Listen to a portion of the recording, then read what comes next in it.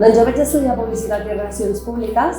i tot i que sempre havia pintat i dibuixat, tampoc era especialment bona en la plàstica. M'hi notava que quan volíem fer stories i explicar idees que em costava dibuixar certes escenes i vaig començar a fer cursos de dibuix i allà se'm va despertar alguna cosa dins i vaig redescobrir la meva passió pel dibuix i vaig decidir que em volia dedicar a això i em vaig especialitzar en il·lustració.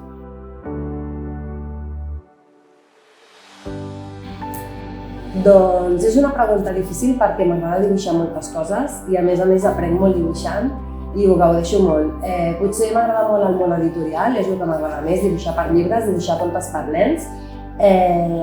fer dibuixos de cobertes, il·lustracions per cobertes encara que siguin de novel·les, a mi m'encanta. I després tot el que puc, dibuixo parets, dibuixo productes i tot el que arriba.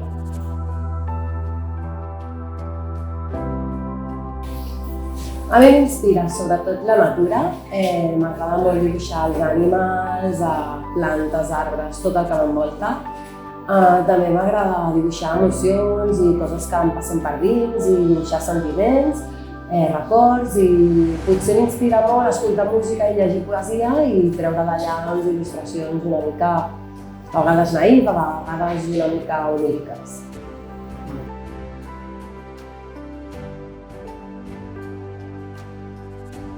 L'obra que exposo aquí a l'oficina es diu El Jardí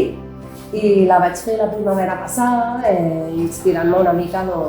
havia estudiat una mica ocells i plantes i a partir de la imatge que tenia d'això al meu imaginari vaig voler fer un dibuix amb molt de colors, experimentant una mica amb trossos de guaix i afegir uns ocellets.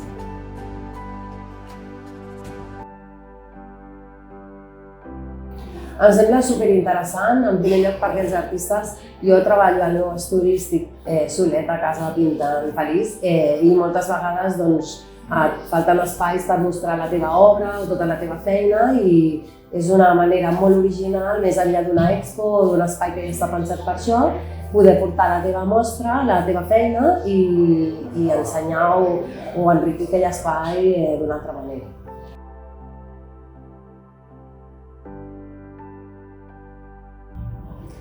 L'art influeix absolutament en la percepció dels nostres espais, a nivell de color, a nivell visual, li pot donar llum, li pot donar vida, inclús dins de il·lustració, si tu estàs explicant alguna cosa en un dibuix, pot ser que aquella persona dins d'aquell espai viatgi en un record o viatgi en un moment de la seva vida, així que en tots els sentits apel·la